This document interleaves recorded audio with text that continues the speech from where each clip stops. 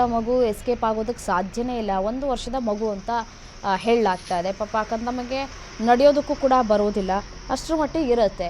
So ತಾಯಿ ಮತ್ತು ಮಗು ಇಬ್ಬರೂ ಕೂಡ ಮಿಸ್ಸಿಂಗ್ ಆಗಿದ್ದಾರೆ ಅನ್ನುವಂತಹ ಮಾಹಿತಿ ಸಿಗ್ತಾ ಇದೆ.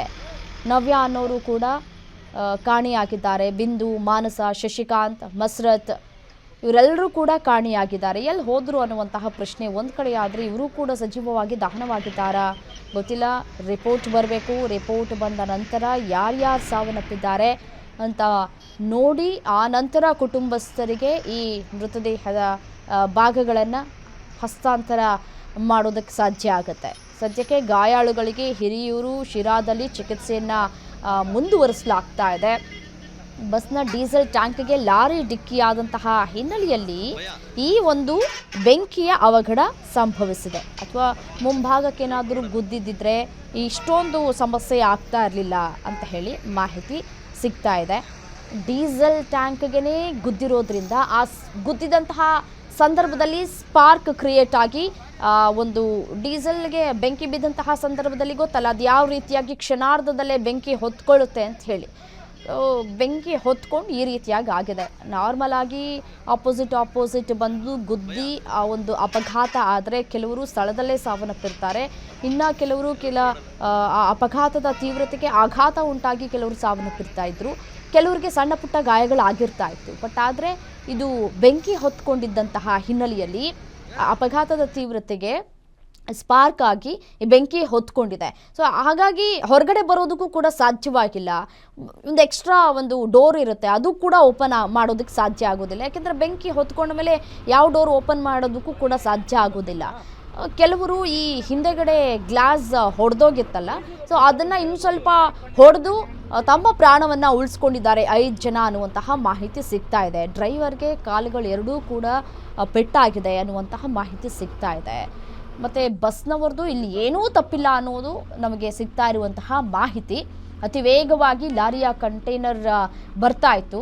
ಸೊ ಅದು ಡಿವೈಡರನ್ನು ದಾಟಿ ಬಸ್ಸಿಗೆ ಬಂದು ಗುದ್ದಿದೆ. ಸೊ ಆ ಗುದ್ದಿದ ರಭಸಕ್ಕೆ ಡೀಸೆಲ್ ಟ್ಯಾಂಕ್ಗೆ ಗುದ್ದಿದೆ.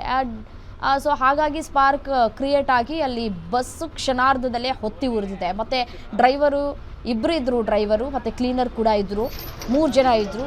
ಸೊ ಅವ್ರಿಗೂ ಕೂಡ ಏನು ಮಾಡಬೇಕು ಅನ್ನೋದು ಕ್ಷಣಾರ್ಧದಲ್ಲಿ ಗೊತ್ತಾಗಿಲ್ಲ. ತಮ್ಮ ಪ್ರಾಣ ಉಳಿಸ್ಕೊಂಡ್ರೆ ಸಾಕು ಅನ್ನುವಂತಹ ಮನಸ್ಥಿತಿಯಲ್ಲಿ ಇರ್ತಾರೆ ಎಲ್ಲರೂ ಕೂಡ.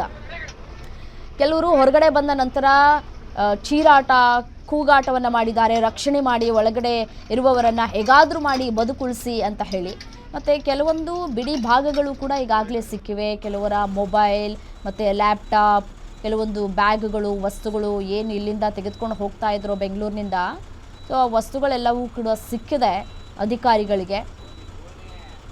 ಸೊ ಹಾಗಾಗಿ ವಸ್ತುಗಳನ್ನು ಕೂಡ ಪರಿಶೀಲನೆ ಮಾಡ್ತಾ ಇದ್ದಾರೆ. ಮೊಬೈಲು, ಚಾರ್ಜರು ಮತ್ತು ಈ ಲ್ಯಾಪ್ಟಾಪ್ಗಳು ಏನೇನು ತೆಗೆದುಕೊಂಡು ಹೋಗ್ತಾ ಇದ್ರು ಊರಿಗೆ, ಒಂದಷ್ಟು ಗಿಫ್ಟ್ಗಳು ಅಥವಾ ಏನಾದರೂ ಮನೆಗೆ ಒಂದಷ್ಟು ವಸ್ತುಗಳನ್ನ ತೆಗೆದುಕೊಂಡು ಹೋಗುವಂತಹ ಕೆಲಸಗಳನ್ನು ಕೂಡ ಮಾಡ್ತಿರ್ತಾರೆ. ಸೊ ಆ ಒಂದಷ್ಟು ವಸ್ತುಗಳು ಕೂಡ ಪತ್ತೆಯಾಗಿದೆ ಅನ್ನುವಂತಹ ಮಾಹಿತಿ. ವಾಚ್ಗಳು ಇವೆಲ್ಲವೂ ಕೂಡ ಸಿಕ್ಕಿದ್ದಾವೆ. ಬಟ್ ಆದರೆ ಐಡೆಂಟಿಫೈ ಆಗಬೇಕು, ಯಾರದ್ದು ಏನು ಎತ್ತ ಅಂತ ಹೇಳಿ. ಮಿಸ್ಸಿಂಗ್ ಆಗಿರೋರ ಹುಡುಕಾಟ ಆಗಬೇಕಿದೆ.